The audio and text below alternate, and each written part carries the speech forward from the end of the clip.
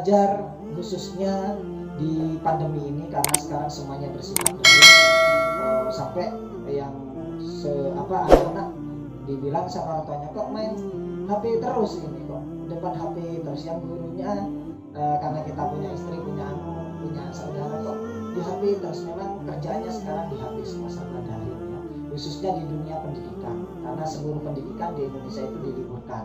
Kalau sampai ada yang buka malah bahaya seperti itu, karena dalam rangka pencegahan COVID-19. Lantas bagaimana cara belajar yang efektif ketika musim pandemi ini, khususnya bagi para pelajar, baik itu dari siswa-siswi FT, MTS, SD, SMP, aliyah, sampai nanti ke tingkat perguruan, yaitu mahasiswa S1, S2, dan S3. Bagaimana? Sebenarnya sudah metodenya sangat jelas ada di kitab Ta'lim Muta'alim. Kebetulan di Majelis Asyarifah sudah ada kajian rutin Ta'lim Muta'alim. Nanti silakan ditonton di channel Majelis Asyarifah. Insyaallah itu rutin sampai hatam kajian kitab Ta'lim Muta'alim. Caranya bagaimana? Pertama, memang kalau dalam metode Ta'lim Muta'alim, meskipun itu musim corona atau tidak musim corona, yang pertama memang kita harus menata niat ya. Niat itu yang menjadi fondasi awal ya. Kenapa? Karena di bab pertama itu sudah ditekankan bahwa menuntut ilmu itu wajib, sehingga di bab selanjutnya masalah niat. Jangan sampai niatnya seorang pelajar, seorang mahasiswa itu sampai keliru. Niatnya cuma saya sekolah, saya kuliah, yang penting dapat ijazah sudah. Ini rugi kalau seperti itu. Padahal kalau niatnya kita digandakan, maka pahalanya juga ganda. Contohnya saja ketika seperti kita sholat sunnah, kan itu bisa digandakan. Kita baru datang ke masjid, langsung niat sholat tahiyatul masjid dengan qobliyah Jumat, pahalanya 2. Puasa sunnah juga gitu ya, puasa sunnah misalnya hari Senin, diniati puasa sunnah yang lain bisa.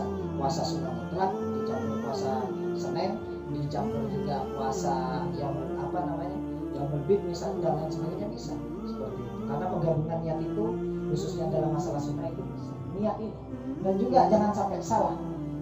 Rasulullah bersabda, kam min amalin yatasawwaru min amalin dunya yasiru min amalil akhirah. Disuruh niat, banyak amalan banyak amalan akhirat itu bisa menjadi amalan dunia. Kenapa? Karena salah niat.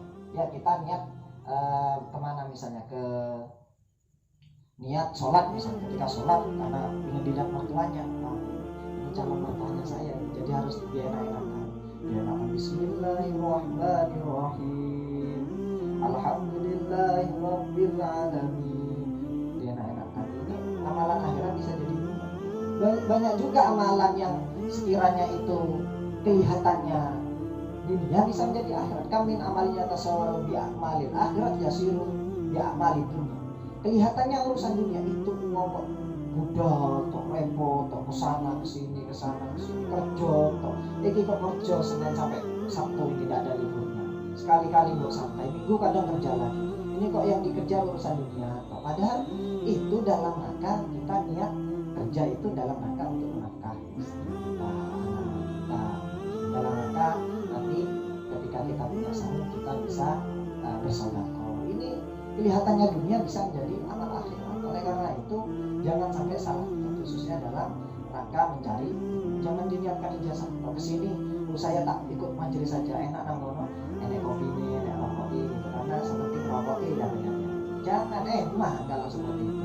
Ya itu pasti sudah, kalau kita niat seperti ini pasti nanti akan datang sendiri rezeki-rezeki ini. Kenapa? Karena kafallahu lil mu'allim wal muta'allim, Allah itu akan menanggung seluruhnya ya, orang yang mengajar dan belajar ya seperti ini. Kita kan belajar sama-sama, saya, pulau, panjenengan, sedoyo, ini sama-sama belajar, pasti sudah ada yang menanggung. Jangan khawatir kalau urusan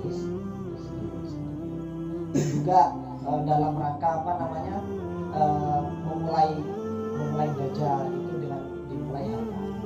Kenapa? Karena berdasarkan hadis Nabi, kalau dimulai sesuatu yang dimulai hari Rabu, ini nanti pasti aman, sempurna. Itu salah satu metodenya. Dan juga metodenya juga bisa ketika kita belajar. Ini yang kalau khusus buku-buku yang kecil, kitab yang kecil, cukup diulangi 2 kali sehari. Kalau yang bukunya besar ya, yang sudah mahasiswa besar-besar, nanti ya diulangi sampai 10 kali. Yang hafalan Quran, kebetulan saya ngajar Quran ini, tahfidz ini, itu yang hafalan Quran susah Ustaz hafalannya, yaitu dimulai dari baca satu ayat. Jangan langsung hafalan. Ustaz, saya tidak terima kalau hafalan juz 30, langsung 30 juz. Ya tak kira hafalan lagi habis. Ini waktu itu saya juga punya murid, Ustaz, kok yang diajari kitab kecil-kecil, toh kapan kitab besar, kitab tafsir, hadis, usul fiqh, ilmu balaghah misalnya. Ini kok yang kecil-kecil itu dia sabar ya. Karena syaratnya juga mencari ilmu harus sabar. Kalau tidak sabar, ya masa kita langsung bisa kan? Tidak bisa sih. Dan juga salah satu kunci, karena barusan saya ngajar itu ada maslum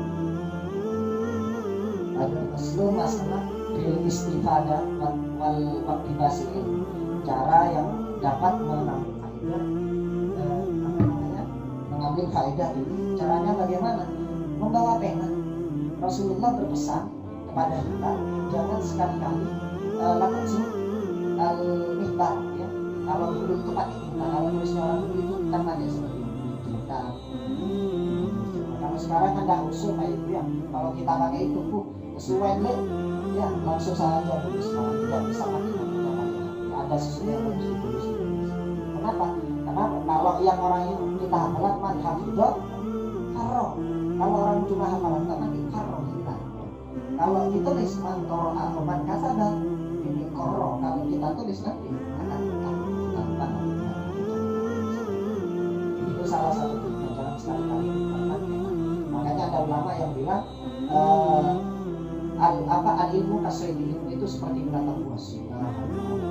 Jadi harus diikat baik-baik itu. Ikatnya bagaimana? Karena ilmu itu seperti binatang buas, maka diikat dengan tulisan baik-baik itu.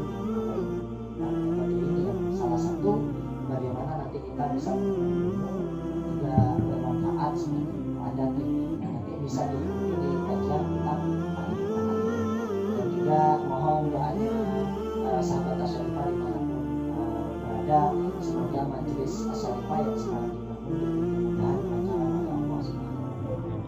Dan juga kita mendoakan juga para jamaah yang secara offline yang selalu istiqomah hadir dalam acara-acara Asyarifah, baik majelis istiqomah, majelis zikirnya, majelis salawatannya. Semoga diberi kemudahan istiqomah oleh Allah, dilancarkan segala urusannya, semoga hajat-hajat yang dikabulkan oleh Allah Subhanahu wa Ta'ala. Baiklah sahabat Asyarifah yang berada, semoga dalam rangka menuntut ilmunya panjenengan semua itu diberi kemudahan, kelancaran, dan semoga mendapatkan ilmu yang bermanfaat. Akhirul kalam, wabillahi taufiq wal hidayah wal inayah. Wassalamualaikum warahmatullahi taala wabarakatuh. Waalaikumsalam.